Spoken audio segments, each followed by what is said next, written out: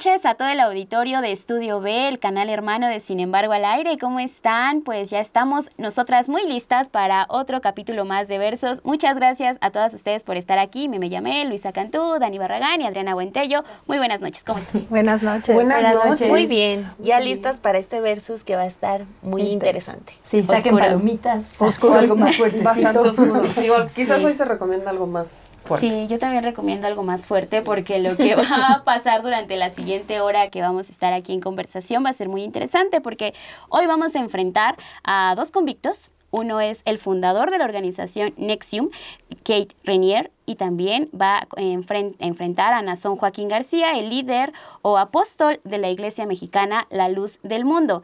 Ambos enfrentaron juicios en Estados Unidos y los dos también ya tienen una sentencia.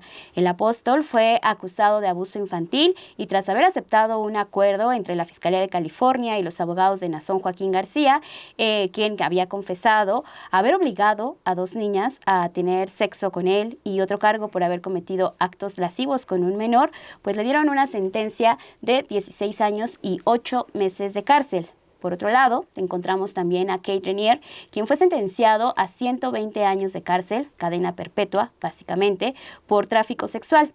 Ambos tienen víctimas que han hablado al respecto, ambos tienen cargos muy poderosos y es por eso que hoy lo traemos a esta mesa a estos dos personajes. Por un lado va a estar hablando Meme Yamel y Luisa Cantú de Keith Raniere. El equipo regresó, ¿no? Y del otro lado tenemos a Dani Barragán y Adriana Buentello hablando de Joaquín Nazón. Vaya personaje, vaya reto que nos tocó. Sí. O sea, quiero hacer como el disclaimer inicial. Adelante, Adelante. Porque esto no se trata de, vaya, la religión es la religión y ustedes pueden creer en lo que quieran creer. Creo que hubiera sido exactamente lo mismo si nos hubiéramos metido en un tema de católico con los sacerdotes pederastas. No es un tema de la religión, es un tema de quiénes la están interpretando y cómo la están interpretando y para qué la están interpretando. Porque no conozco una sola religión que realmente en sus libros sagrados o en sus textos te diga que tienes que abusar sexualmente de las mujeres o que tienes que marcarlas o que tienes que denigrarlas o humillarlas o que tienes como que enaltecer tu figura. No conozco un solo texto religioso en el mundo que te hable o te marque la religión de esta manera, lastimando a los demás. Entonces, es quién la está interpretando, por qué y para qué. Pues ahí está el comentario inicial de Meme Yamel. Quédese la siguiente. Advertencia. Es como el disclaimer del presidente en la mañana, ¿no? La postdata. Tu postdata. Gracias. Pues ya saben de qué vamos a hablar en este Versus, así que alístese porque traemos una hora llena de datos, de información y pues aquí el análisis de las periodistas, así que vaya a prepararse porque vamos a una pausa. Deje su like, deje su me gusta en esta transmisión, comparta la liga de este Versus y también suscríbase a Estudio B. Vamos a un corte y regresamos.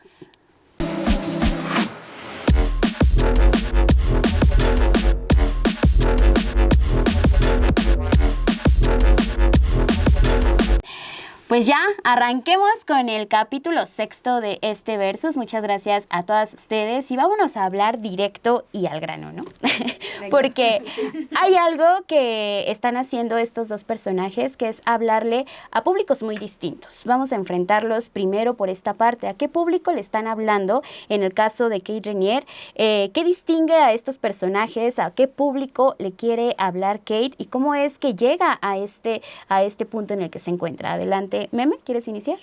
Pues estamos hablando de este lado, de un Keith Raniere, que es un personaje que, vaya, incluso cuando uno se pone a ver las investigaciones y documentales que han salido respecto a Keith, hay quienes dicen que Keith era un personaje que del que poco se conocía antes de NXIVM, ¿no? Antes como de, existe NXIVM. Ya ahorita Luis obviamente hablará como de quién es Keith Raniere, pero Keith venía más o menos de un contexto de vender como estas estrategias piramidales, de estar dentro de estos negocios piramidales, la famosa, que aquí en México hubo ramificaciones de estas estructuras piramidales y existen todavía algunos negocios que se establecen así, que ya incluso en el esquema de negocio se han probado que son un fraude, porque llega un momento en donde llegas a cierto nivel en el que está ideado que ahí te estanques, ya no hay más allá, pero te venden la idea que los líderes, los que están hasta arriba o el que ideó la estructura piramidal, es el líder súper exitoso y que puedes aspirar a llegar a ser como él en algún momento. Entonces, toda la estructura de Keith se establece de esta manera. ¿A quién le habla y qué es lo que establece Keith Raniere? Keith Raniere establece como un sistema de capacitaciones para mejorar tus habilidades de comunicación y acceder como a toda esta parte de tu cerebro para potencializarte y detonarte como el gran ser que debes de ser en tu negocio o en en lo que te dediques, ¿no?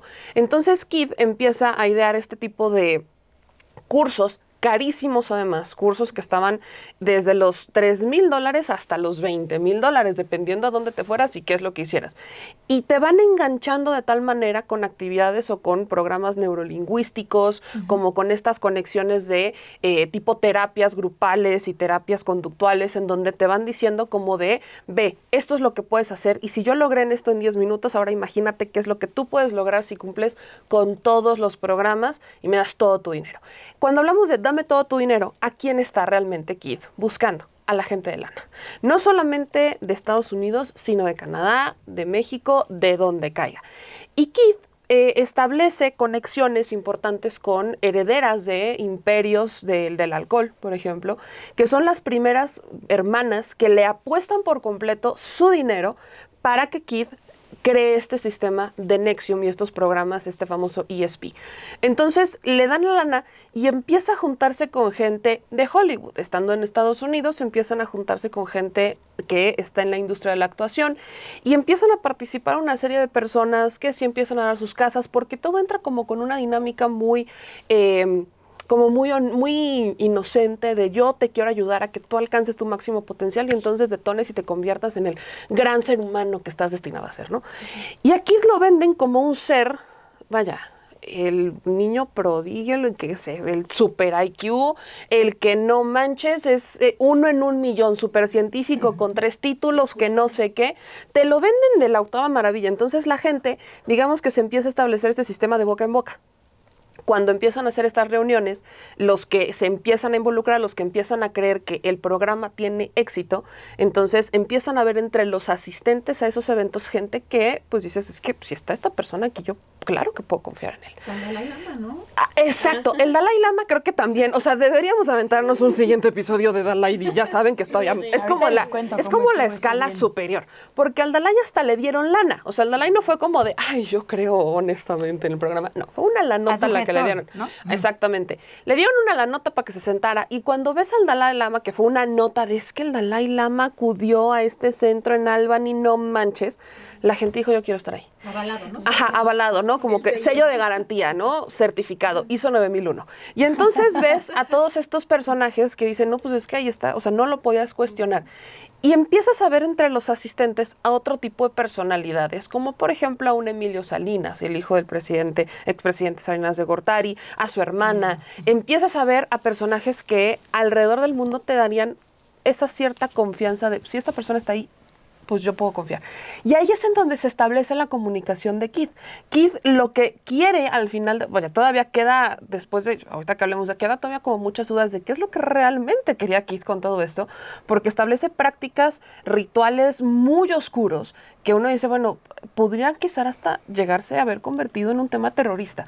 Pero lo que hace Keith en un punto es buscar, incluso con estas grabaciones en donde él sale en estos cursos y demás, quiere encontrar gente que tenga poder de mover, o sea, el poder para mover el sistema, para que muevan el sistema a como Keith lo diseña. O sea, entonces, ¿a quién busca? A gente con dinero, a gente con poder, a gente que pudiera promover a ciertas candidaturas, que es lo que buscaba con un Emiliano Salinas, a gente que pudiera promover en las industrias, en los negocios, en la industria del entretenimiento, etcétera. Entonces, lo que Keith quería hacer, y lo estaba empezando a conseguir, era establecerse como el creador o el que movía la rueda mental de los que movían al mundo. Es ahí donde estaba enfocado el discurso de Keith Raniere. Sí. Pues hay poco que agregar a todo lo que ya dijo Meme. Pero, sí, pero agrego algunos datitos que justo creo que son muy interesantes sobre estas cosas que dices como de personalidad que ya se veían desde muy temprano. Keith nace, Raniere, en 1960 en Nueva York, aunque muchos medios dicen que es canadiense porque sí se mudó por ahí en la infancia. En realidad nació en Nueva York y, como ya decías, desde pequeño dio señales de que iba a ser un gran estafador, porque eso es lo que es un tema de estafas. Es hijo de padres divorciados con una necesidad de atención y un narcisismo que se diagnosticó como tal, pues, desde muy temprana edad. Hay varios medios en Estados Unidos que publicaron entrevistas, por ejemplo, con sus excompañeritos de escuela, literal así de niños, que dicen que les guardaba ya los secretos y después los extorsionaba con ellos. Lo mismo que fue su método de adulto, ¿no? Lo cual, pues, sí, debió haber sido una red flag. Vi que te robaste una crayola de la Tal maestra, cual. te voy a acusar Ajá. si no haces lo que yo te digo. Obviamente él decía que leía desde los 2 años, que a los 13 tocaba el piano a nivel concertista de forma autodidacta. Bueno, hay biografías con, digamos, su testimonio oficiales en las que dice que su energía hacía interferencia con los aparatos y las computadoras desde adolescente. O sea, verdaderamente un narcisismo impresionante, ¿no? Obviamente todo ha sido contrastado, sobre todo en esta época de investigación del FBI y en los juicios, con boletas, con testimonios de las escuelas que dicen, para nada, ¿no? Ni siquiera era arriba del promedio. O sea, era un estudiante mediocre, muy manipulador.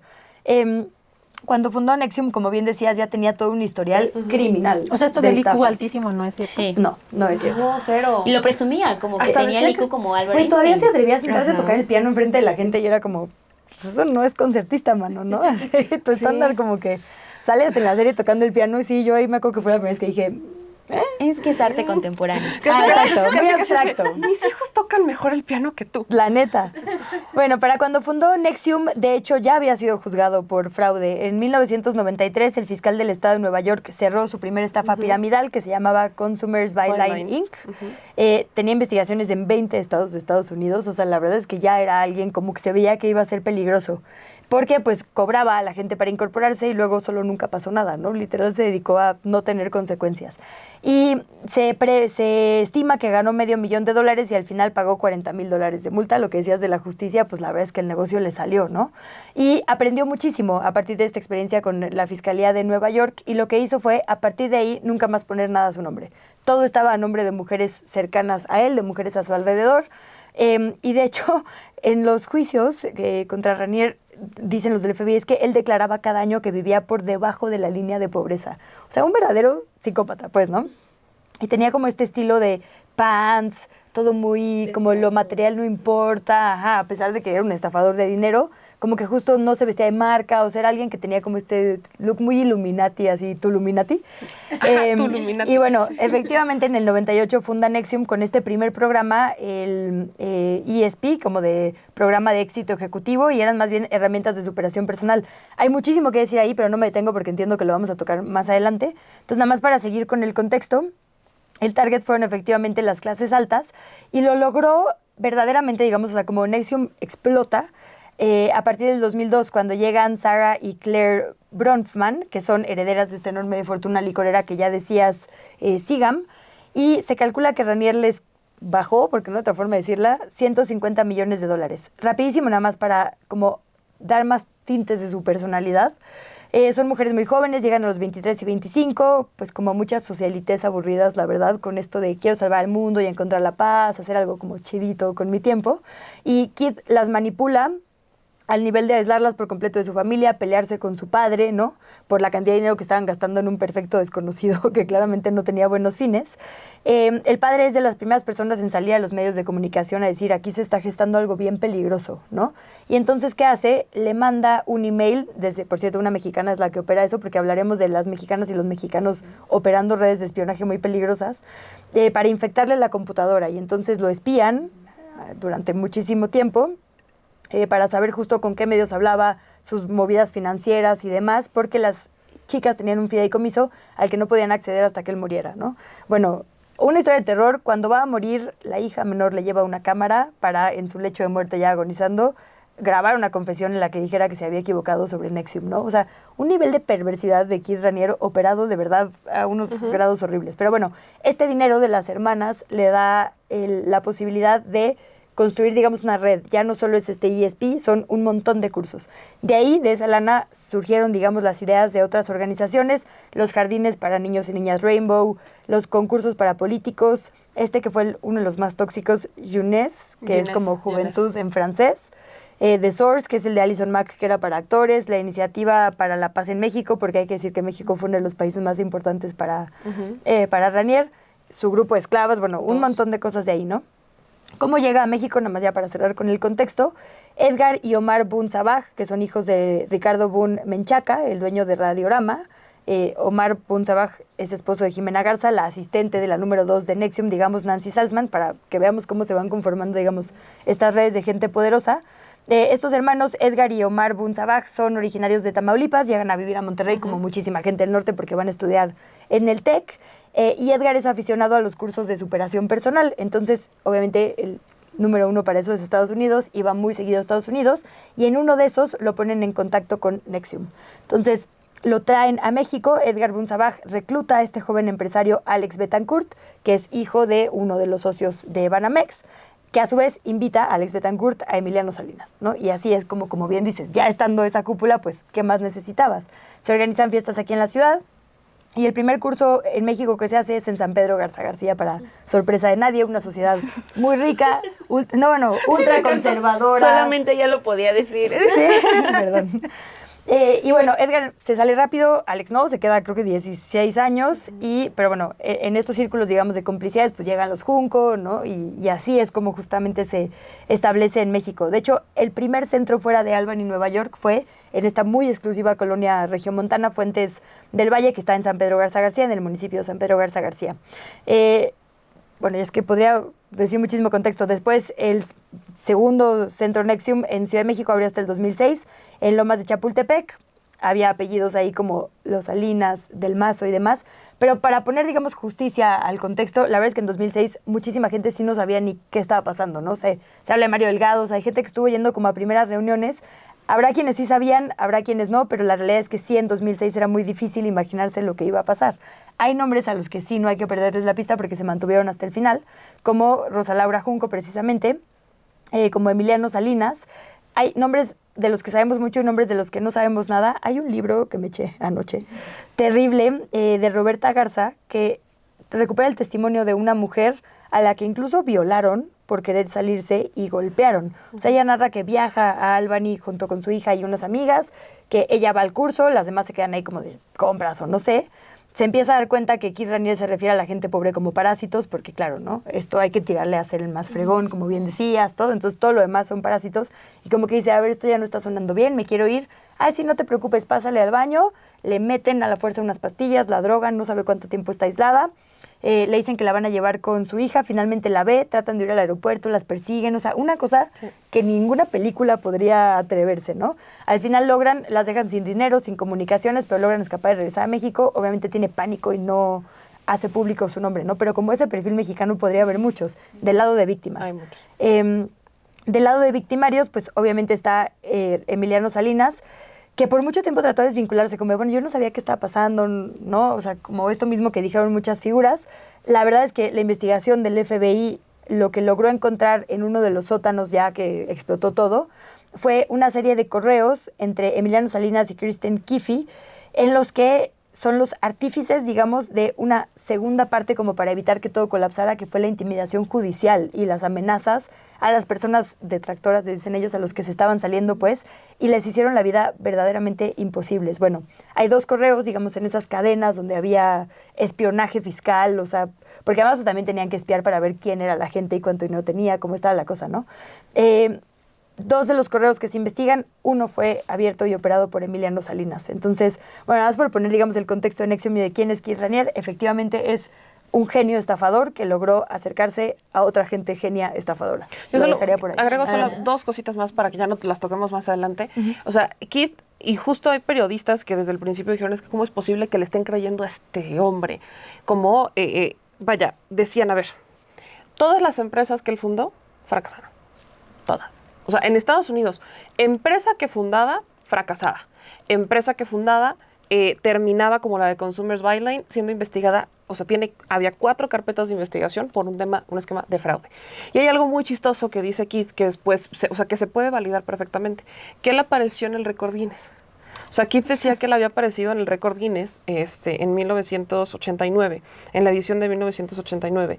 Y me parece muy interesante porque cuando las periodistas empiezan a buscar, bueno, ¿en dónde está? Buscan los libros del récord Guinness en 1989 y no encontraban. Solo hay un libro, solo hay una sola edición. Y es, o sea, una existencia en realidad del libro.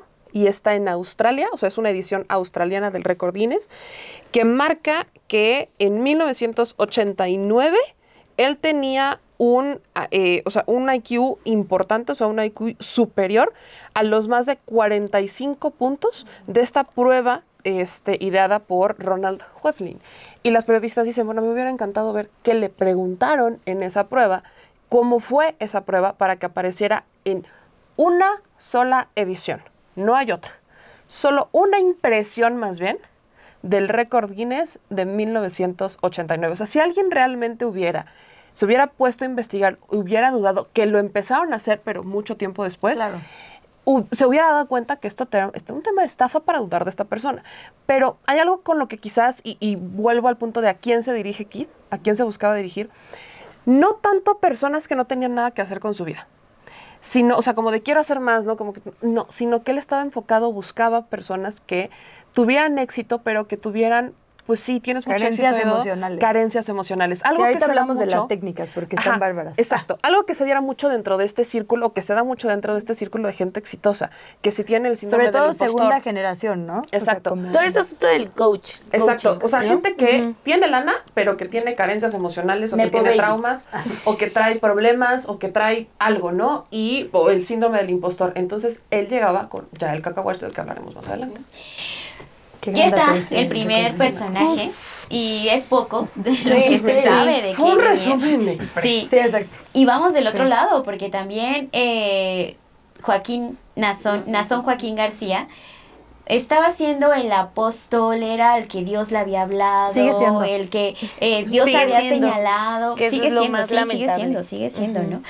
Ya también vamos a llegar a ese punto, pero ¿cómo llega a ese punto, ¿no? A decirse el apóstol, porque la iglesia nace en la década de 1920, ya tiene años esta iglesia a la luz del mundo, y cómo este personaje, Joaquín García, le habla a cierto público y juega con esta fe que es gran parte de lo que ha trabajado esta iglesia últimamente. ¿Quieres empezar?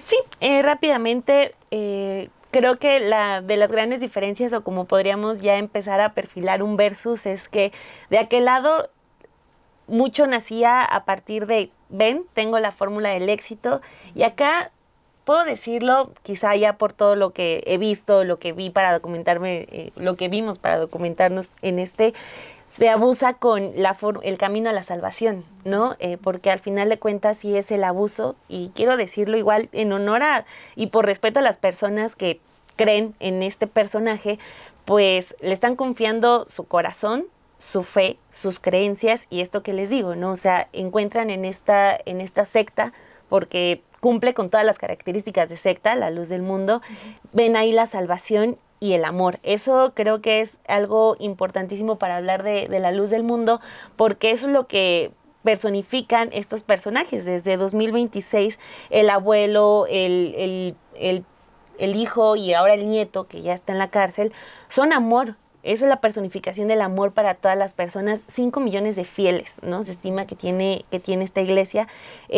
Yéndonos a la definición súper básica de secta, la luz del mundo, como les decía, cumple con todas las características. Es un grupo religioso habitualmente caracterizado por la existencia de un líder carismático, mesiánico y dogmático, una estructura teocrática vertical y totalitaria, y la exigencia a sus miembros de un desprendimiento material absoluto. O sea, podríamos decir solamente un ejemplo de esto último. La iglesia esta que está en Jalisco, grande, la construyeron las personas, los La fieles. colonia, ¿no? Ajá, la colonia que está ubicada allá en Jalisco, junto con su dinero, porque es todo un sistema que le sirve a Nazón y que le ha servido a esta familia, que es, en pocas palabras, una monarquía. Les quita el 10%, ¿no? Les quita el 10%, eso solamente para él, el diezmo, porque siguen dando apoyos para el funcionamiento de la iglesia, porque toda la dinámica dentro de la luz del mundo es de trabajo, o sea, es de servicios. Entonces, no solamente es mano de obra, sino también dinero que se va directamente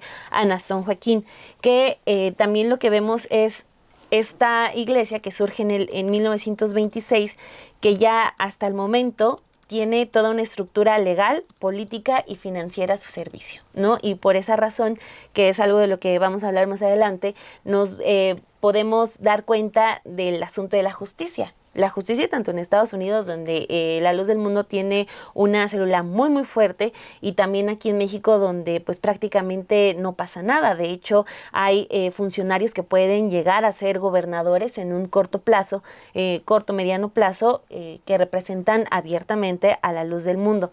Es muy delicado porque, aunque estamos hablando de una monarquía que se ha apropiado de la creencia, del amor y del dinero y del trabajo de millones de personas, lo que es más preocupante es que los 3 hombres que la han dirigido, al menos de 2, hay testimonios de mujeres todavía que están vivas, de que fueron abusadas por ellos, ¿no? O sea, y de un abuso que se parece mucho a lo de Kit Renier, ¿no? Que es algo muy grotesco, muy salvaje. Acá estamos hablando de niñas que eran llevadas por otras mujeres al baño con estos apóstoles, que es muy delicado, pero así como los definen, son el apóstol de Jesucristo, el eje de la iglesia, Dios en la tierra, el Dios vivo, es una deidad por completo. Entonces, pues las enseñaban a bañarlos y después las violaban. Hacían tríos con niñas y estamos hablando de un mecanismo continuado, o sea, una herencia no solamente del poder y del dinero y de la estructura religiosa, sino también la herencia de la violencia, el derecho a violentar a jovencitas, que también nos lleva a un punto que es muy importante, que cómo es que hay muchos grupos de mujeres, a pesar de que puede haber como muchos avances en la discusión, mucha apertura en la información, hay mujeres que todavía en este momento están pensando que su apóstol, que la representación de su Dios aquí en la tierra, está preso porque el infierno está jugando en su contra, no porque ese señor hubiera tenido pornografía de niñas en su celular, hubiera obligado a cientos de mujeres a hacer los actos más barbáricos de los que podamos imaginarnos. Desafortunada o afortunadamente, ya está muy documentado los actos a las que los obligaba a hacer Nazón Joaquín, el padre de Nazón, a estas niñas. A mí no me gustaría entrar en detalle porque ya está documentado y siento que también se alimenta el morbo, pero lo que sí es que son unos pedófilos, abusaban tanto de niñas como de niños. Entonces se me hace muy delicado porque estamos hablando de la manipulación a un grupo muy diferente de NXIVM, ¿no? Acá se apostaba por las élites, por las personas que tuvieran poder, porque lo que se quería era más poder. Y aquí es también, siento, el abuso a una clase, a una población de una clase económica baja. Entonces se juega con todo, contra el propio desarrollo de la vida, contra el propio desarrollo de la mente. O sea, el tener a niñas de cuidado, ponte esa falda larga porque no puedes estar levantando ideas en los hombres. Pero yo te puedo hacer todo lo que se me antoje si me gustas, ¿no? O sea, es muy, muy tétrico este asunto, pero al final de cuentas, mientras toda la estructura está para el gusto de ese hombre y el grupo de hombres que también está en una esfera poquito menor que la de Nazón, también lo que vemos es que la política se ha puesto también a los pies de Nazón, justo porque son fieles, que también son votos que se multiplican. Entonces, pues es lamentable estar viendo cómo hay personas, porque el poder de Nazón sigue prácticamente intocable. O sea, sí está en la cárcel, sí están los cargos, pero el poder de él dentro de la iglesia continúa, entonces no podemos hablar de, ya hubo justicia, sino todo lo contrario, y los tentáculos que ya generó él para la política y sobre todo para estar generando muchísimo más riqueza, estar generando más fieles. Entonces estamos hablando de que aunque todo esté documentado, todo esté a la vista de todos, al alcance de todos, la luz del mundo continúa como hasta antes de que Naasón fuera detenido. Híjole, bueno, es que voy a empezar a darle continuidad a lo que dice Daniela, porque hay algo que me parece muy grave, que en este reciente documental sobre la luz del mundo, del cual Carla Casillas forma parte de la investigación, también Carlos Osorio como el director de este documental. Me parecen ahí las palabras del juez respecto a la sentencia de Naasón Joaquín, que estaba atado de manos porque finalmente en Estados Unidos se hace un acuerdo entre la fiscalía y la defensa. Se hace responsable de algunos cargos por los cuales le dan 17 años, pero aquí hay que ver la diferencia de la fianza. Se le había fijado en 50 millones de dólares y alcanzó los 75 millones de dólares, que se supone que es la fianza más alta en Estados Unidos y que representa la atrocidad de los hechos. Es decir, es una ofensa, 17 años en prisión para un personaje de esta naturaleza, cuando las víctimas escuchan reclamar y que el juez reclamar y obviamente hablar de pues el sentir, porque se supone que ellas habían decidido testificar con tal de que la fiscalía, o sea, con el acuerdo de que la fiscalía no iba a llegar a un acuerdo con los abogados o con la defensa. Y eso al final pues revela lo que también se menciona ahí, que me parece importante, como en el caso de Kid Renier se le daba más de 100 años de prisión, 120 años de prisión, y en este caso 17. Es decir, lo que platicábamos al principio, este personaje para la Iglesia de la Luz del Mundo sigue siendo el apóstol, están esperando que regrese su líder. Y esto tiene una connotación fundamental porque este tipo de personajes están metidos en la política, igual que alguien como Kid Renier, que logró hacer esas redes importantes, pero también aquí la diferencia va dirigido a un sector que también, digamos, busca, como todo ser humano, pertenecer y que tiene sus carencias emocionales y que tiene quizá aspiraciones muy concretas, pero va a un sector específico económico, una clase económica, y en este caso se utiliza una base social, pues con un rezago social importante. Hay una pobreza que están explotando, porque también hay que decir que la Iglesia de la Luz del Mundo, pues durante muchas décadas ha hecho lo que el Estado no. Les ha provisto de educación, salud, hay redes muy fuertes, esa comunidad es muy fuerte para apoyarse, a darse empleo, asesorías, es decir, tienen una organización que es impresionante. Y además lo han hecho pues a nivel mundial, es decir, tiene una presencia aparentemente, por lo que ellos dicen, en 50 países, en más de 50 países, y además, como ya mencionaba Dani, ellos dicen que tienen 5 millones de fieles. Pero vamos a empezar, digamos, por la parte, para entender qué es esta iglesia. Es lo que el doctor Barranco llama, vincula a estas iglesias pentecostales, ¿no? Neopentecostales, utilizan las emociones como un factor para la identidad. Es como él mismo dice, el sentir de lo religioso, porque además si hay que diferenciar del catolicismo, esta iglesia es muy abierta a otros temas que la Iglesia Católica no. Sí es un negocio personal para esta dinastía que empezó con este personaje Eusebio Joaquín González, quien fundó la iglesia en Guadalajara el 6 de abril de 1926. Se hizo cargo después su hijo Samuel Joaquín Flores cuando fallece este personaje. Y que hay que decir que a Eusebio se le conoce más como Abraham porque supuestamente Dios le dijo que se tenía que llamar Abraham, ¿no? Y aquí la vinculación interesante, bueno, por un lado se le da ya el reconocimiento como iglesia en 1993 durante el sexenio de Carlos Salinas de Gortari, pero de acuerdo con un libro que me parece aquí que aterriza en una parte o en una base que va a dar como literalmente luz a todo lo que está sucediendo actualmente y a cómo está gestada en lo político. De acuerdo al libro Los hijos de la luz, discurso, identidad y poder en la luz del mundo, de la antropóloga social del CIESAS, René de la Torre, Aarón Joaquín, como se hace llamar, o se hacía llamar más bien, nació en 1896 en Colotlán, Jalisco.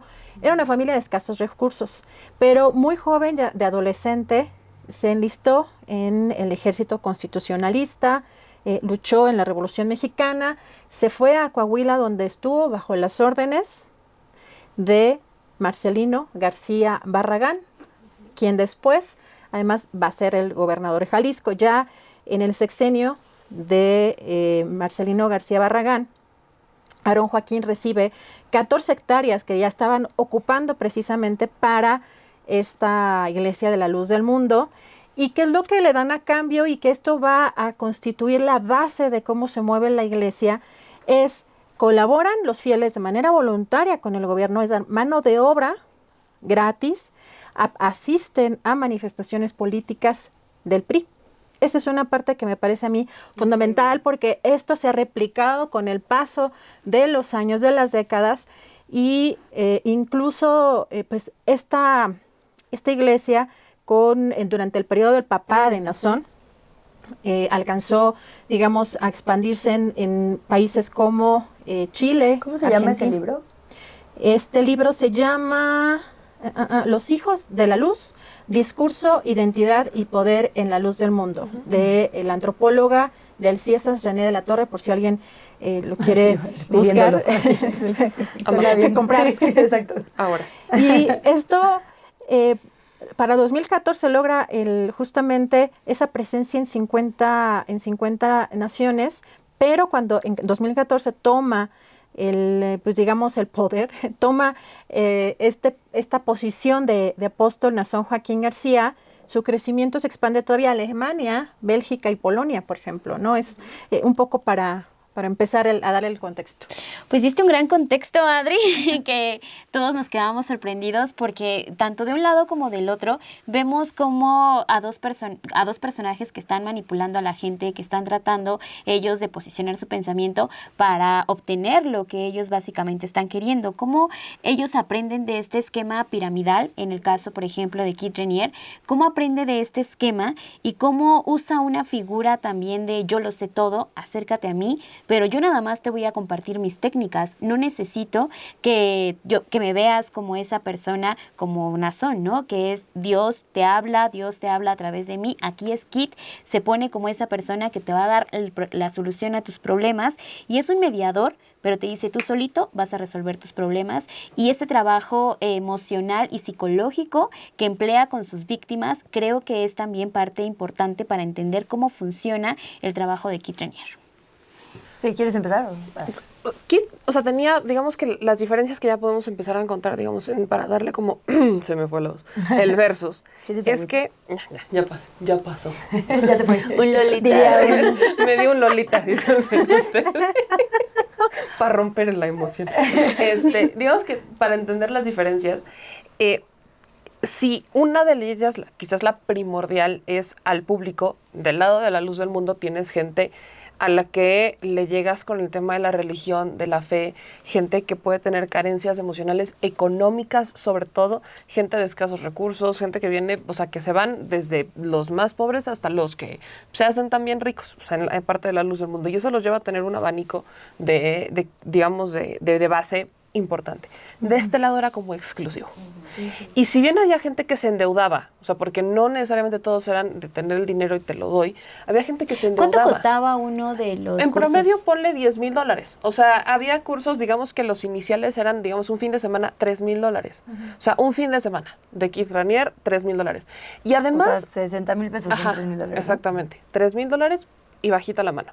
Entonces tenías gente que por estar ese fin de semana pasaba el tarjetazo. Te dejaban picado porque te decían, bueno, si esto lo conseguí en un fin de semana, imagínate que puedo hacer en 5 días. Curso de 5 días, vámonos a $7,500. El curso más elevado ya era la famosa semana de Vanguard, que aparte así hacía Kid que le llamaran a él el Vanguard. Yo pensé que lo de videojuego era o sea, que se había puesto Vanguard por un videojuego. O sea, mito. es verdad. O que le llamaran Vanguard o como el prefecto, ¿no? Entonces, Vanguard era la V-Week. Entonces, era todo un fin, o sea, era 5 días en donde además se celebraba el cumpleaños de Keith Raniere. O sea, era su fiesta de cumpleaños de festival de 5 días, el festival de Keith Raniere, la V-Week, y ahí el festival estaba entre $10,000 aproximadamente, o sea, 5 días. Y en esos 5 días, las técnicas, que ya podemos entrar como en las técnicas de manipulación, que ahí está la diferencia un poco con ambos personajes, mientras de ese lado se iban a un tema de fe y de salvación, aquí era un tema de vas a ser la mejor persona, yo te voy a dar las herramientas para ser el chingón de chingones del mundo entero. Lo que hacía en realidad es que, por ejemplo, si iban, y esto le pasó a un grupo a esta actriz de la telenovela Dynasty de Estados Unidos y a su hija India, que aparte ellas forman parte de la realeza europea. Entonces, la abuela se dio cuenta de cómo estaba la cosa y dijo, hazte para allá. Pero la mamá como que todavía dudaba porque dice, pues es que mi hija de 20 y tantos años, India, está muy emocionada y pues, o sea, pasar un fin de semana juntas, qué padre. La bronca es que cuando iban en familias, Kit ya tenía como a quién iba, a quién quería, para que formara parte los problemas del próximo. Sí, exacto. No, me urgen. Otra vez voy a empezar con el pie. Yo prefiero seguir pagando mi terapia semanal de 300 pesitos y estoy muy contenta. Es éxito construido. O sea, me lo vería dinero el fin de semana, no a la cita. Pero, gracias, Dios mío, se me subió aquí. Entonces, lo que hacían es que, o sea, ya tenían como me gusta esta chava para que siga los pasos y entonces llegue a 2. Porque llegar a 2, que es este programa de mujeres sumisas, era, o sea, pasar por toda una travesía de años. O sea, era una preparación de años, que ahí es donde se parecen. Porque como Nazón Joaquín preparaban a través de mujeres y diferentes grupos, preparaban a las niñas, en este lado de intensidad, las preparaban también, o sea, de este lado también las preparaban, y era como de te voy a ir preparando poco a poco, y esa preparación en realidad era una manipulación brutal, porque lo que hacían es, primero te voy a separar, ¿no? Si tienes un núcleo familiar, te voy a separar del núcleo. Algo que nosotras quizás aquí pudiéramos quizás poner un ejemplo como una relación muy tóxica. O sea, cuando tienes una pareja muy tóxica o la famosa relación narcisista, ¿qué es lo que pasa? Te buscan separar. Aislar. Exacto, te buscan aislar de todas las personas que te pudieran ayudar o de todas las personas que te pudieran intentar abrir los ojos. Así es como funcionaba básicamente la base de Kid. Te daban una comunidad, o sea, te sacaban de la comunidad en la que estabas para integrarte a otra en donde todos creían lo mismo, y en esta famosa V-Week tenían una cantidad de actividades en donde te mantenían tan ocupado y estás tan contento que era, y los periodistas la comparan como con una sensación de estar drogadísimo, de estar super high, o sea, de estar aquí en un estado de éxtasis, de felicidad, que quieres más. Y esa era la clave de Kid, que llegaba a través de ciertas terapias y ciertos cursos, que ahí se hizo demasiado fuerte con Natalie Saltzman, que ella era experta en neurolingüista y además hipnosis. Nancy Saltzman. Ajá. Nancy Saltzman era la contraparte. O sea, Kid sin Nancy Saltzman nunca hubiera podido lograr lo que logró. Porque Nancy le daba la parte científica a esto, y desde la manera en la que hablaba, la manera en la que enganchaba, la manera en la que armaba todo, la manera en la que te involucraba y te terapeaba, como para que, ves, aquí está el problema, era tan brutal que se quedaban enganchadas de, claro, obvio. Bueno, la cosa, para no hacerla tampoco tan larga, es que hasta dentro de este grupo los terminaban casando. O sea, se casaban entre personas que integraban el grupo, y lamentablemente las mujeres eran las que abrían los ojos primero. Y sus maridos, por ejemplo, hablemos de Mark Vicente. Mark Vicente era el videógrafo, era el documentalista de Keith Raniere. Sí. Mark Vicente estaba casado con una de las mujeres que sufrió abuso por parte de Kid. Y la esposa le decía, es que esto está pasando, es que esto no me cacha. Y Mark Vicente estaba en una fase de negación tan importante que lo que pasa es que las mujeres, cuando ya llega un punto de tanto abuso, porque no es como que a la primera se dieron cuenta, de tanto abuso en donde después de estar, porque ahí va, la curva de éxtasis es te mantengo arriba, cuando estás arriba, me vas a creer todo lo que yo te diga. Y entonces empiezan los trancazos y vas para abajo. Y ahí es en donde llegan ya siendo a dos. Porque era un sistema de manipulación que al principio te decían, o sea, era una, vaya, meterte a ver la evolución de los talleres de Kid era como meterte a la mente de un criminal, narcisista, psicópata, porque no te cabe en la cabeza cómo entras a un programa o a una serie de cursos buscando sacar tu máximo potencial, sanar heridas, errores y demás. Y en algún punto de estos cursos, por ejemplo, los de Genés, que es la clave previa para entrar a dos, Genés lo que hacía es que separaba hombres y mujeres. Entonces, Genés primero nace como para puras mujeres.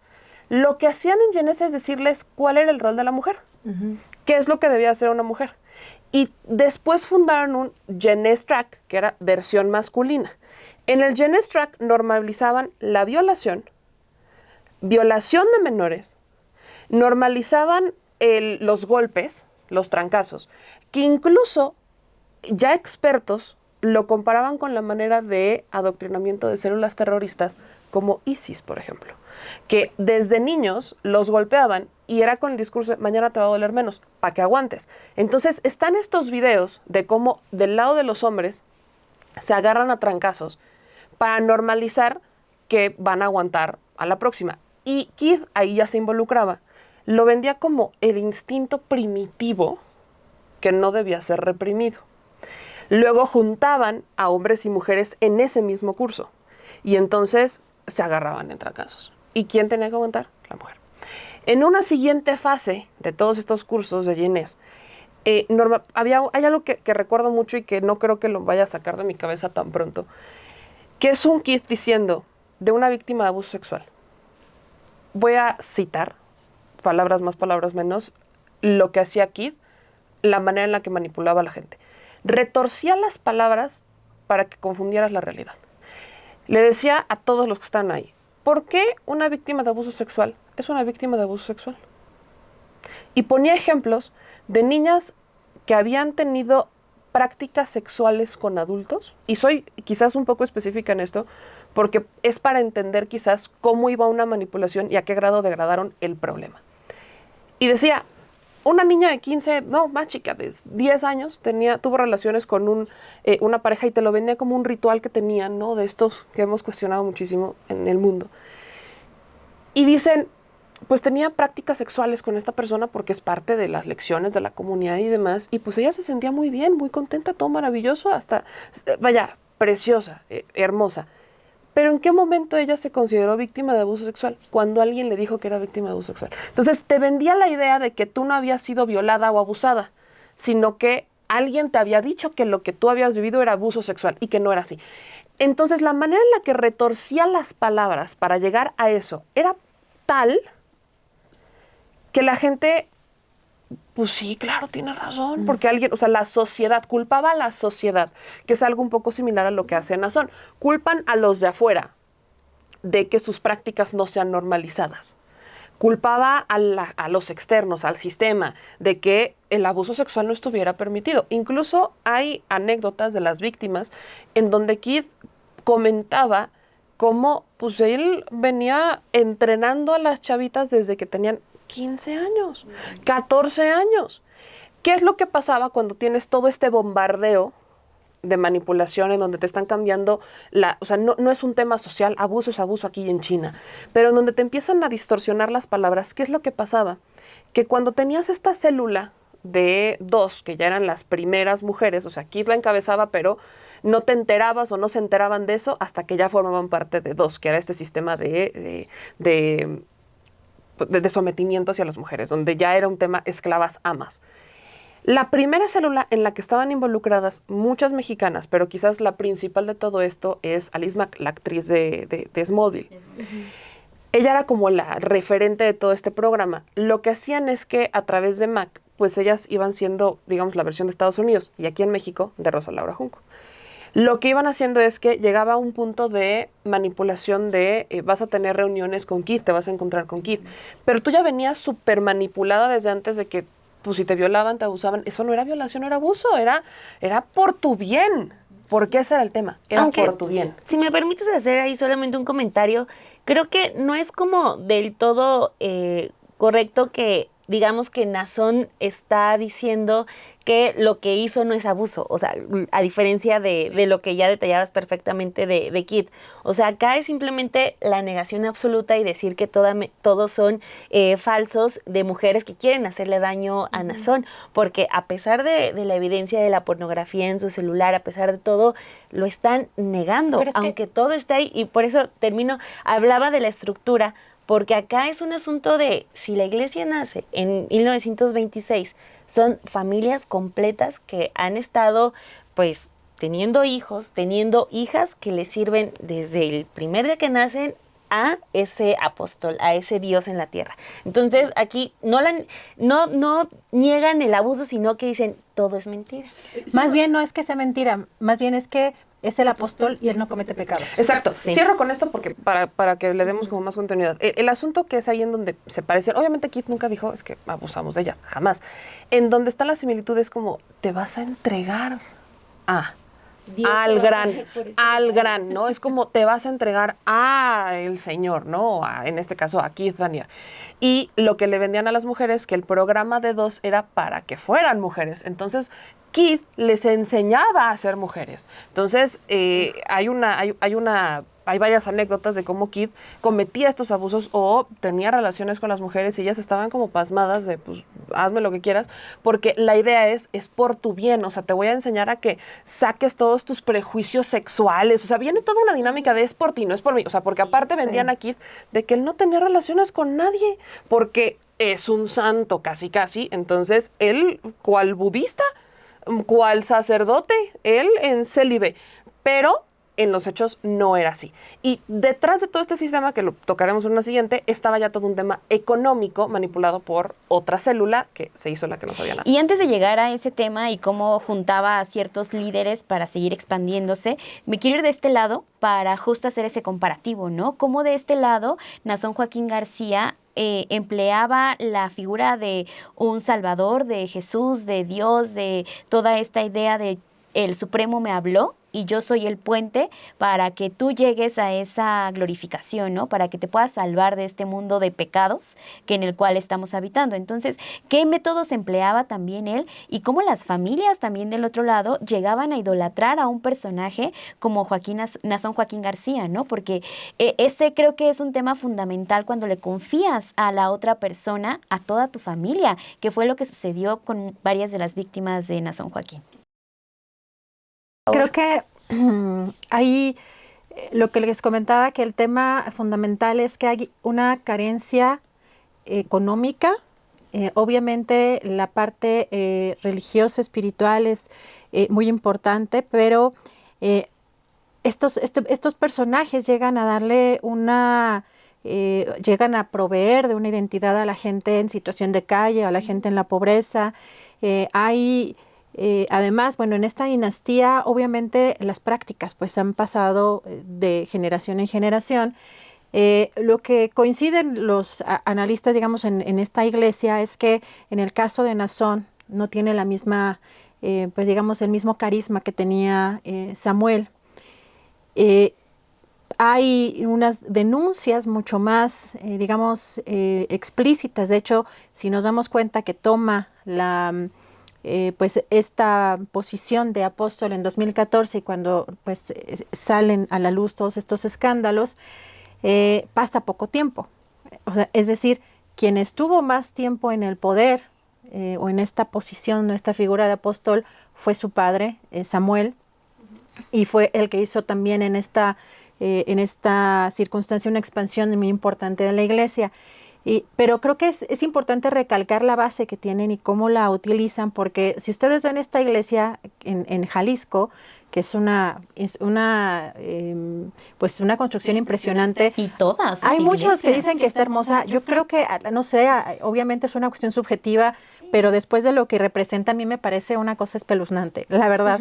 Pero esta iglesia fue construida con mano de obra barata, o sea, más bien gratis, es decir, fue toda con los fieles, fue construida durante 10 años y además parece que tampoco tenían maquinaria, entonces todo fue hecho a mano durante este lapso, más o menos unos 10 años en que fue construida. Y lo que han hecho es tener pues obviamente intercambios con los políticos. Entonces lo que ahora estamos viendo, si bien a lo que apelan es a las emociones, porque de pronto vemos o veíamos en las imágenes cómo se llora, se reza, se grita, ¿no? Hay una exacerbación de lo emocional y eso los hace ser como parte de esa, o los hacen sentir parte de ese grupo. Aquí creo que es interesante también cómo la parte, pues la fe los hace incluso, no sé si renegar de su familia, pero cuando salen las denuncias, las mujeres que denuncian se quedan sin familia porque Las destierran. las destierran. Y creo que ahí es también se da uno cuenta la profundidad que tiene esta fe en las personas y en esa comunidad, que es obviamente tienen pues una ciudad allí en Jalisco, no solamente en Jalisco, en muchos otros lugares, pero donde construyen prácticamente pues son como palacios para este tipo de personajes, ¿no? Para Nazón Joaquín, por ejemplo, en Puebla también tiene una ciudad, una colonia con su nombre, donde además también las puertas son doradas y con sus iniciales. O sea, la verdad es que cuando me metí a buscar eso, yo no tenía como idea de la expansión, o sea, sabes quién es y los señalamientos, pero cómo va tejiendo estas redes de lo político, creo que es la parte más impresionante. Ahora, ¿qué es lo que además ha sucedido aquí? En México hay una deuda, porque en México no ha pasado absolutamente nada. La UIF de Santiago Nieto había empezado algunas investigaciones. De hecho, se presentaron 5 denuncias contra la Iglesia de la Luz del Mundo por operaciones con fines lucrativos y transferencias a paraísos fiscales, pero se han quedado en el limbo. No hay absolutamente ahorita ningún movimiento respecto a eso y cabe recalcar que Nazón no puede operar sin estas redes de complicidad, sin esta estructura para poder cometer estos ilícitos, pero sobre todo esta red de esclavitud sexual. Porque eso es creo que la parte más atroz y por la que las víctimas están completamente pues inconformes con esa sentencia. Solo para dar un detalle, en 2019 la Secretaría de Educación de Jalisco prestó las instalaciones de escuelas estatales para que los fieles de la Iglesia de la Luz del Mundo que asisten a un evento anual de la Santa Convocación tengan un lugar para pasar la noche. Han tenido relación con gobiernos priistas, panistas, Estuvo en Bellas Artes. con Movimiento Ciudadano, para allá voy, porque en el tema de lo de Bellas Artes, que además tampoco nunca quedó aclarado, hay una contradicción entre la Muy secretaria fuerte. de Cultura, Alejandra Frausto, y el personaje del Partido Verde, un senador que además es muy controversial porque sigue siendo parte de la Luz del Mundo, que se llama Israel Zamora Guzmán. Bueno, no quedó aclarado. Alejandra Frausto dijo que le querían ver la cara, que le habían promovido un evento cultural y que un evento religioso, que dijo que no y que después se lo vendieron como un evento cultural. Y el otro personaje del Verde, el senador Israel Zamora Guzmán, dijo que no hubo nunca ninguna pretensión de engañar a Bellas Artes. El tema es la utilización de la orquesta de la Secretaría de la Marina, que nunca se esclareció, que el tema de transparencia tampoco se puede ver en el caso de Bellas Artes porque reservaron el documento hasta el 2024, y que además este personaje, el senador Israel Zamora Guzmán, es hijo de el presidente de la Asociación de Profesionistas y Empresarios de México, que se llama Rogelio Zamora Barradas, y que es prácticamente el abogado, si no es que digamos, de relaciones públicas de la Iglesia de la Luz del Mundo. Entonces tenemos esas redes más, bueno, ya platicaremos a lo mejor también de Odani, de pues los personajes que en Morena también se han dicho abiertamente de la Luz del Mundo. Y ese Hay senador mucha Israel información Zamora sobre esto. es secretario de la Comisión de la Defensa y de Marina. Pues estas sí, relaciones, exacto, sí. Vamos entrando como ya a la recta final, ya estamos Ay, sí, en temas. No, sí, justo voy contigo. No falta Dani. Primero Luisa, porque Sí. Como quieras, no importa. Sí. Sí, estamos ya cruzando justo por esto que acabas de soltar también, porque estas redes quería regresarla contigo, ¿no? Esta bolita, Luisa, porque cómo se reunían estos líderes. Kit Raniere más bien buscaba a los líderes, a ciertas personas en las que veía, claro, en ti veo un potencial para que me traigas a esta otra persona, que era la dinámica que estaba planteando Meme Yamel hace un momento. ¿Qué fue lo que pasa acá con México? Porque con México lo que hizo también fue generar relaciones con personajes muy poderosos y desde Salinas, con Reforma, o sea, cómo fue también estos personajes con los cuales él vio ese punto y dijo, claro, a ti te necesito para que me traigas a más personas, porque además lo que hacía era jugar con la idea de, ¿quieres acceder a mí? Que yo soy todopoderoso, todo Dios, pues tienes que ir ganándotelo, ¿no? No te lo voy a dar de la noche a la mañana.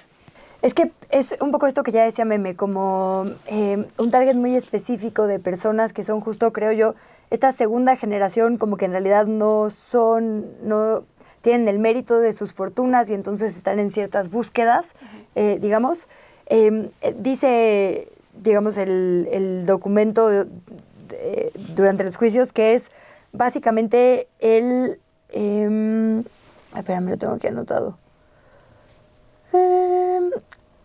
O sea, gente que vive con dolor y culpa, explota carencias emocionales. Miedo a la intrascendencia. Es el como diagnóstico oficial, que es un vaso comunicante entre ciertas personas, que sí es un miedo, pues, como muy específico de ciertas clases, ¿no? Y esto que dices, como que la única manera en la que pudo funcionar estafar a la clase más rica de nuestro país y del mundo es paso a paso, y como bien dice Meme, aislándoles, digamos, de sus círculos reales. Y solo como para ahondar un poquito en esto que decías, no solo es un tema como de que fueron escalando y al final hubo esclavitud sexual, o sea, hubo franca tortura, como marcarlas con fuego, y hubo drogas, o sea, hay gente que dice, le ponía droga en el desayuno, en los huevos revueltos, pues, ¿no? Y todo giraba alrededor de esta figura, desde el ritual inicial, que era como leer los 12 puntos y demás, todo giraba alrededor de la figura de Vanguard o de Kit Raniere. Y había una cosa que se llamaba, en estas terapias que mencionabas de neurolingüística e hipnosis, exploración de significado, exploration of meaning. Básica. Y entonces era básicamente reflexionar tú frente a un instructor grabándolo todo, ¿no? Y ahí están los videos de Clara Luz, por ejemplo, hablando de la clase política mexicana. Y con esto obtuvo, por supuesto, digamos, videos para chantajear, que ahora han sido filtrados, pero también muchísima información. Y la información justo te da esto que dices, redes, porque entonces, bueno, ese es un lado y el otro es el espionaje, que también hubo, ¿no? Para, por ejemplo, a estados financieros. Y buscaba lo que se llama catarsis terapéutica, que es que básicamente pues le pusieras en bandeja de plata tus debilidades y así fue como se fue infiltrando en la clase política y claro, y empresarial. Cuando tú sientes que algo te hace bien, invitas a tus amistades, a tus círculos, y además no era tonto, se presentaba en auditorios muy específicos, en centros nocturnos de moda, en lugares donde pues no iríamos nosotras, ¿no? Digamos, o sea, como sí, sitios muy exclusivos. Y por eso fue funcionando. También porque les quitaron los medios de comunicación, intervinieron sus teléfonos, sus correos. O sea, la única manera es aislarles, como decías, por completo, y les preparaban desde antes diciéndoles, tu familia te va a decir que esto está mal, tus papás te van a decir que están preocupados por ti, no te preocupes, es porque no nos entienden, ¿no? Como a ti nunca te han entendido, ¿verdad que te has sentido incomprendido o incomprendida toda la vida? Pues efectivamente esto es lo que te va a pasar. La gente de allá afuera no está en el mismo punto que tú, que eres, ¿no? A alguien. Hay estas como narraciones iguales, porque además era, no le digas a los demás, pero tú eres muy especial, les tocaba la mejilla, tú no eres de este mundo. Entonces, claro, si nunca te has sentido así y alguien te lo hace sentir, pues es mucho más fácil que caigas, ¿no? Digamos, en defensa de estas mujeres, porque claro, si tú llegas el día 1 y te dicen, te voy a marcar con hierro, probablemente saldrías corriendo, pero como bien decía Meme, es un proceso, digamos, que más se fue o menos dando. ¿Saben como cuánto tiempo tardaba en ese proceso? Más o menos estamos hablando de año y medio.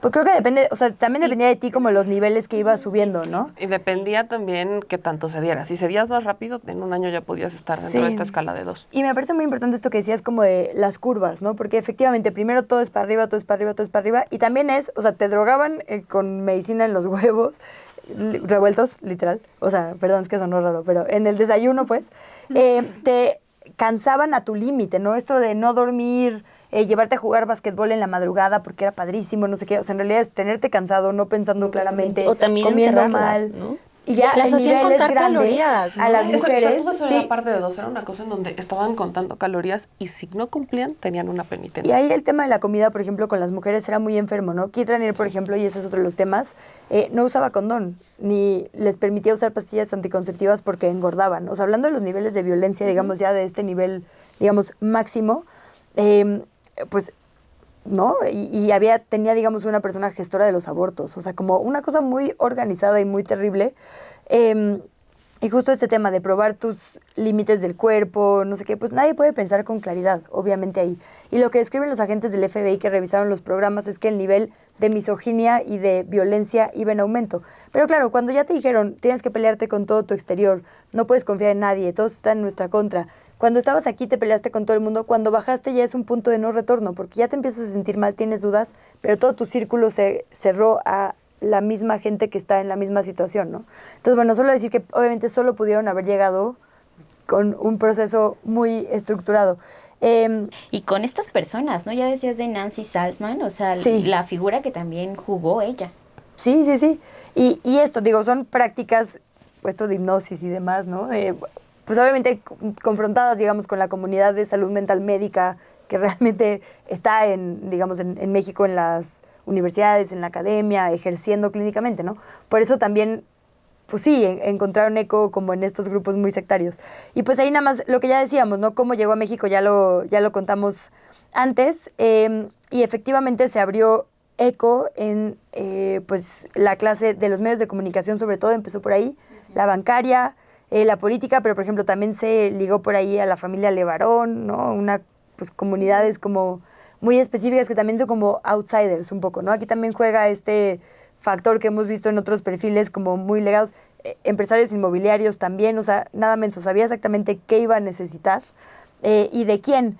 Y nada más ahí decir, el papel, sobre todo de muchas personas mexicanas, tuvo que ver con espionaje, lo cual también me parece muy interesante. O sea, se espió comunicaciones, se infectaron computadoras, teléfonos a través de envíos de mails, digamos, personales. Ya les decía yo, por ejemplo, del papá de una de las mujeres, pues le decía a su hija osito, le envió la imagen de un osito, obviamente el papá, al no saber de sus hijas en años, le picaba y con eso se infectó. Entonces, la clase mexicana no solo jugó, digamos, organizando eventos aquí, abriendo jardines de niños, pues también por eso era tan difícil saberlo, porque era una clase ligada a los medios de comunicación. ¿Qué medio de comunicación iba a hablar mal de sus hijos, no? De los suyos, pues. Entonces, por eso también fue tan difícil que el tema finalmente explotara. Lo hizo gracias a Carmen Aristegui, en gran parte, digamos, después de, obviamente, lo que salió en New York Times, porque, insisto, esta clase decía, es que yo no tenía idea de lo que estaba pasando, ¿no? Yo solo entré por la parte de mejorar, exacto, ¿no? De ser mi mejor versión y demás. Y luego en 2017 Carmen Aristegui presentó en su noticiero unos audios, además de Emiliano Salinas hablando de una forma súper pelada, como diciendo, ay no, pues si las mujeres se meten en eso es bronca suya, ya saben lo que están haciendo, es de forma voluntaria. Y ahí me parece importante decir eso, ¿no? Claro, o sea, es voluntario porque nadie les estaba poniendo una pistola en la cabeza, pero esa pistola fue simbólica durante muchos meses de condicionamiento anteriores, ¿no? Y esto, dejarles pues completamente fuera de las redes normales, porque no es una casualidad esto, ¿no? Que, por ejemplo, allá sea una colonia donde viven, acá era Albany, o sea, como que también se iban cerrando en comunidades donde no tuvieran ruido del exterior. Y pues sí, en México hay un montón de nombres que la verdad siguen como si nada, ¿no? Que es un poco el tema. Sí hay una causa por la que se está investigando a Emiliano Salinas, que es esta que les digo, como de las comunicaciones en las que abiertamente dice que va a usar, por ejemplo, ahora que decíamos de justicia, acá al revés, se adelantaban. O sea, aquí Raniere y sus cercanos, incluido Emiliano Salinas, demandaban a priori a la gente que se quería salir para amenazarla, para amedrentarla, ¿no? Entonces la gente además tenía el miedo de enfrentarse a un enemigo poderosísimo con todos los medios de comunicación, usando fiscales y sobornos, ¿no?, en contra suya. Y bueno, este episodio de terror que ya les narré, además de violencia como muy explícita para quienes literalmente querían salir huyendo. Y si no tienes ni tu celular, porque lo cediste al principio, ni de ninguna forma de comunicarte, ni dinero, pues la verdad es que lo más probable es que no pudieras salir. O sea, sí, la verdad es que como que por ser la clase alta también genera cierto rechazo, digamos, la historia, a diferencia de las clases vulneradas y vulnerables, como que ahí dices, pues, qué poco el aprovechamiento. Y creo que en la narrativa, digamos, de NXIVM se ha dicho como, bueno, es que eran clases altas, pues también que no manchen, ¿no?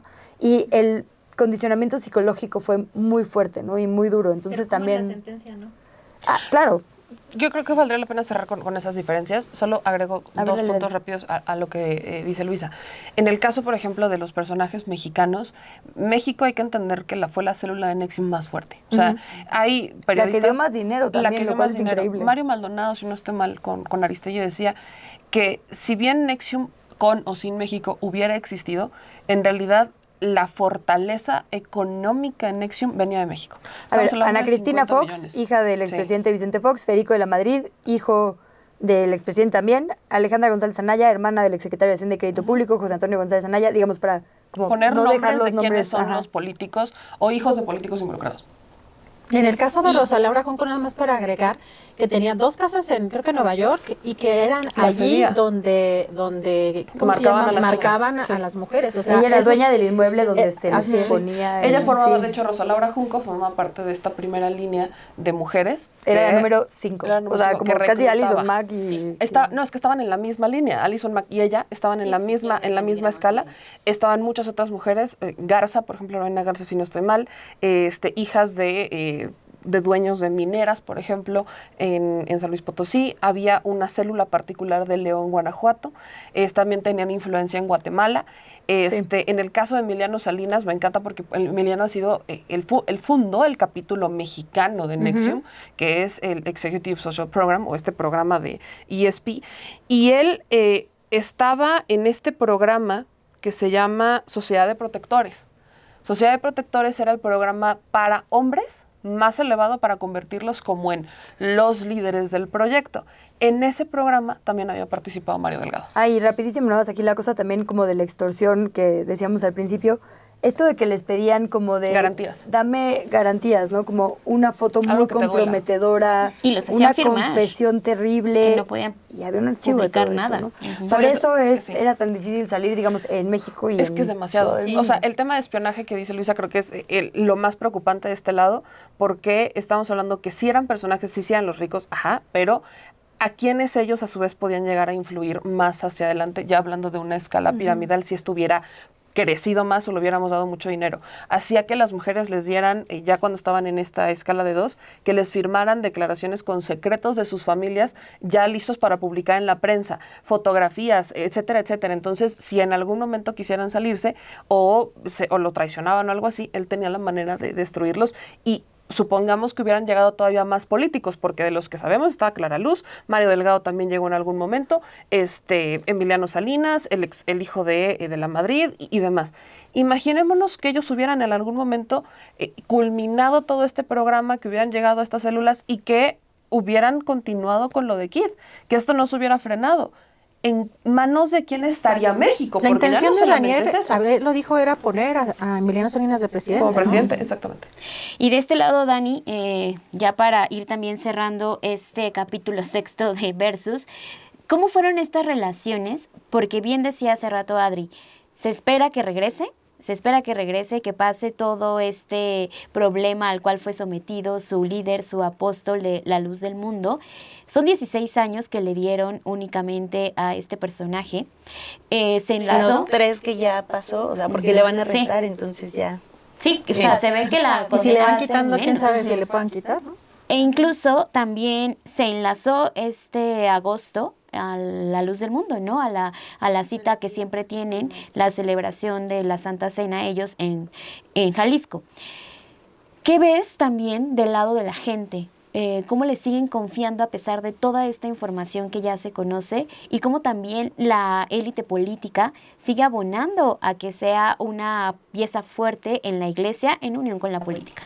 Sí, estaba de algún modo preparado para enfrentar un encarcelamiento, porque de lo que destacan, por ejemplo, todos los documentales sobre Nazón es este asunto del medio de comunicación de la luz del mundo que él creó, ¿no? O sea, para llevar los discursos a todos lados, a todos los rincones, sin necesidad de moverse en sus jets privados. Entonces estaba listo, y además también, pues en prisión tiene ese tipo de beneficios para seguir predicando, para seguir mandando los mensajes, y además de que la estructura de la iglesia pues se basa solamente en él, y mientras él esté vivo, sigue siendo él, esté en donde esté, ¿no? Entonces, ahí de entrada, pues quizás simplemente ha perdido ese privilegio de no estar en los lugares, pero sigue siendo el apóstol de Dios. Entonces, aquí, antes de entrar como al asunto de cómo también la política le ha garantizado continuar en ese pedestal, me gustaría como mencionar ese tema del asunto de la justicia, y ya que mencionaban a Nancy, por ejemplo, Nancy Salzman se llama, y compararla con Alondra Ocampo, que es como la Nancy de Nazón, ¿no? O sea, la que le estuvo generando, guardando, creando el grupito de mujeres. De aquel lado, o sea, Nancy ahorita ya es hasta entrevistada en su casa, sí con su brazalete, pero gozando ya de un asunto de yo también fui víctima. Y acá de este lado, las mujeres que desde chiquitas estuvieron sirviendo a Nazón porque sus familias han estado sirviendo a la luz del mundo, están presas, ¿no? Y ahí nos vamos a las diferencias que hay entre uno y otro personaje. El otro que pues estuvo abusando de una élite adinerada, y el otro que estuvo para la justicia de Estados Unidos pues abusando de latinas, y latinas que no son hijas de un expresidente, o que no son hijas de un dueño de un medio de comunicación, ¿no? Ahí entonces es mucha injusticia la que hay, de que estamos hablando de que en 15 años Nazón va a salir y posiblemente ya no solamente controlen una colonia en Jalisco, sino que puedan gobernar Jalisco, porque ese es el asunto. No es un problema que nuestros políticos tengan creencias, ¿no? O sea, todo mundo tiene ese derecho garantizado. Lo que sí es que pues somos un estado laico, ¿no? Y no se tienen que meter en lo absoluto. Y creo que son ya muy conocidos estos nombres, ¿no? De la bancada de la luz del mundo que tenemos ahorita, integrada por tres de Morena, que son Emanuel Reyes Carmona, Hamlet García Almaguer y Fabio Castellanos Polanco. La diputada de MC, Marilena Limón, y la del PRD, Leslie Estefanía Rodríguez Arabia. Ellos están en su derecho de creer en lo que deseen. El asunto está en que pues no podemos negar que también la estructura religiosa de Nazón busca estar en la política. Los ejemplos, pues ya los mencionaba también Adriana con este polémico homenaje en Bellas Artes, donde uno de los grandes embarrados fue Martí Batres, que tampoco ha sabido como bien a bien poder decir que no lo apoya, que sí lo apoya, porque pues imagínate ser amigo de alguien que puede controlar a 5 millones de personas, alguien que tiene dinero, alguien que tiene, acá lo detallaba la UIF, que ya es de 2020, o sea, esa información ya tiene años y no ha pasado absolutamente nada. O sea, de lo que se le acusa a Nazón desde el 2020 son actos, una generación de riqueza ilegal. O sea, tener dinero en paraísos fiscales, también tiene inmuebles, tarjetas de crédito, vehículos, blindajes, acciones en muchísimos lados. O sea, imagínate ser político y ser amigo de Nazón, estar del lado de Nazón, pues para los que sean corruptos y quieran alcanzar cosas en el camino fácil, pues es una... Que varios de ellos abiertamente se han pronunciado, ¿no? O sea, incluso en sus perfiles hay quien tiene el hashtag WeAreLight y... Exacto. O sea, yo me acuerdo porque justo cuando ganaron las diputaciones, por ejemplo, les decían, ¿no? Como los defiendes, y era como, sí, él es el camino. Hamlet era de los que tuiteaban más y dejaron también en algún punto de tuitear, pero de los asistentes a ese evento, por ejemplo, están también Félix Salgado Macedonio, también acudieron a ese evento, bueno, otros personajes, pero lo que ahí me llamó la atención es que nosotros sabemos que es un homenaje, o sea, creo que se entiende perfectamente, pero el argumento de ellos es que no era un homenaje. Ahora, cambiaron a lo mejor la estructura del evento para que no pareciera homenaje y por eso lo presentaron como un evento cultural, cambiaron la dinámica probablemente, pero eran los 50 años justamente de Nazón, y además ese evento ocurrió creo que 2 o 3 semanas antes de que lo detuvieran en Estados Unidos. Exacto, en el documental de Netflix se habla que en ese momento fue la cúspide de Nazón de estar recibiendo un homenaje en Bellas Artes, y 15 días después, pues lo que ya sabemos que ocurre, porque, o sea, hay que decirlo y que quede constancia de eso, los abusos de Nazón son, los delitos de Nazón son abuso sexual infantil, tráfico de personas y posesión de pornografía infantil. Le encontraron en su teléfono 100,000 fotografías y videos sexuales, o sea, de verdad... una bestia, así no hay otra manera de la que le podamos decir, pero para cerrar también... Eso me parece importante, no se les está acusando de ser líderes de sectas, sino de pornografía infantil. Exacto, pues, o sea, y con pruebas, con videos, con audios y todo. Y bueno, finalmente decir, el poder de Nazón llega muy lejos, yo lo mencioné hace rato, como si nada hubiera pasado. Fue amiguísimo de Javier Duarte, por ejemplo, en Veracruz. Es amigo de Bukele, también el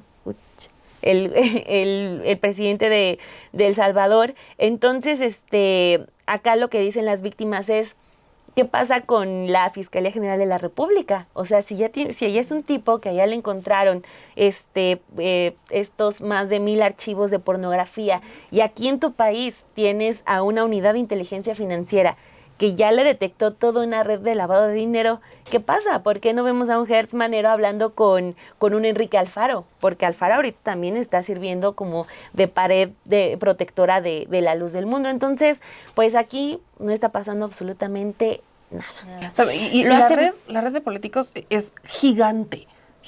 O sea, creo que ahí es la otra gran diferencia con NXIVM, que Keith estaba como en el despegue, y al estar en Estados Unidos, pues agarraba las células de México que podían llegar a Estados Unidos. Pero la red política de Nazón es gigante. O sea, estamos hablando que estaba Julio Menchaca, o sea, Sergio Mayer. O sea, son personajes, Sergio Mayer, Julio Menchaca, Roberto Moya. O sea, Roberto Moya Clemente también estuvo como maestro de ceremonias, Obed Macena, Juan Manuel Fósil. O sea, si seguimos con la lista de políticos que se han metido, que han aparecido con Nazón Joaquín, no acabamos. O sea, es importante ver que no, o sea, hay muchos que se identifican. Enrique Alfaro le deseaba feliz cumpleaños, sí. Iba ahí a sus eventos. Javier Duarte, o sea, ya con esos dos tienes Aristóteles Sandoval. Pues también es una Kiko estructura Vega. de hombres protegiendo Tres hombres. generaciones, Así. además, también. Esa es la diferencia. Son 3 generaciones, ya nada más para cerrar. Creo que es importante también mencionar que en este sexenio sí se le ha dado una apertura a movimientos evangélicos. Creo que eso, incluso, bueno, el presidente con diferentes reuniones y diferentes acuerdos a los que ha llegado, incluso, no sé si ubican a esta confraternice, a esta confederación, justamente ha pedido o reformas para que los ministros de culto puedan ser votados.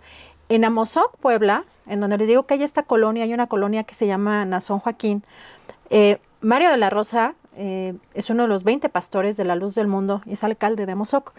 En El Salvador, donde también tiene una presencia muy importante este personaje, decía justamente Daniela que era amigo de Bukele, y se ve que ahí ellos abren o inauguran una zona el 19 de mayo de 2009, ponen la primera piedra de la ciudad de la Luz del Mundo, que es un desarrollo inmenso inmobiliario, y ahí hay un diputado que se llama Caleb Navarro, que también es pastor de la Luz del Mundo, pero es diputado, y estas obras además, ahí en El Salvador, de acuerdo a los medios periodísticos allá en El Salvador, se iniciaron estas obras de urbanización y se modificó un río incluso sin permisos ambientales. Entonces, esta red obviamente ya es internacional. La neta, todo el pez también es un gris raro, y Hugo Eric Flores también, que va como independiente, ¿no? O sea, son como gente abiertamente vinculada, como dices, a grupos evangélicos que pues creciendo en todos lados. Y la pregunta es, ¿y en dónde queda la justicia? Es que esa era mi última o pregunta. la calidad ¿no? de políticos La que pueden justicia, pasarse Estado por laico. encima que un hombre sea acusado de delitos O sea, en ese sexuales momento con Benito Juárez menores. así, en su tumba. Rápido, encontrará justicia también los mexicanos que estuvieron involucrados. Aquí habrá justicia para todas las víctimas. Creo que ya hay unos procesos abiertos en Estados Unidos donde sí se mencionan a personas mexicanas. Creo que ese es el mayor chance. ¿Pero se juzgaría aquí en México? No, en México no hay manera. Y realmente yo no me imagino a ver a un Emiliano Salinas sentenciado en Estados Unidos. O sea, creo que el poder de Carlos Salinas de Gortari todavía arrasa fronteras con tal de proteger a su retoño. Rosa Laura Junco, que está dentro de una investigación formal en Estados Unidos, ¿en dónde está Rosa Laura Junco? ¿Y en dónde está el Reforma, por cierto? Pues siguen pasando los días y el Reforma sigue en cero. Ni media palabra sobre NXIVM, nada dice. Y cumplirá los años y callados. Entonces, es muy triste porque si volteamos a ver lo que está pasando con estos dos perfiles, en México no hay justicia. O sea, en México, con la red de políticos de Nazón, vaya, termina ya, si es que termina la sentencia, y aquí lo van a recibir con aplausos y impunidad de nuevo. ¿Regresarían a México? Yo creo que para eso pinta todo, Lo lamentablemente. que más le conviene. Y además, quizá en menos tiempo de lo que se espera. No sé si todavía se quepa la posibilidad de que más víctimas denuncien, pero como quedó el proceso y como llegaron estos acuerdos con la Fiscalía, pues pronto va a regresar. Pues ahí está el versus de esta semana. Nos la alargamos un poco, pero valía la pena estos datos. Se acabó la pila de la GoPro. Vamos a tener que decir adiós a la central. Muchísimas gracias a todos ustedes por haberse quedado hasta el final de este versus. Muchas gracias, Meme. Muchas gracias, Luisa. Gracias, Dani. Gracias, Adri. Y nos vemos la siguiente semana. Gracias, Cri, también que está aquí con nosotros. Nosotras. Sí. Nos vemos la siguiente semana. Déjenos sus comentarios acá abajo. Ya nos dejaron también un comentario, un versus Mario Delgado contra Alejandro Moreno Cárdenas. ¿Cómo ven? Así que déjenos acá sus comentarios. Está interesante escucharles lo que quieren ver y escuchar aquí en este espacio de Estudio B. Nos vemos el siguiente domingo. Pásenla muy bien, compartan esta liga y suscríbanse. Bye. Bye.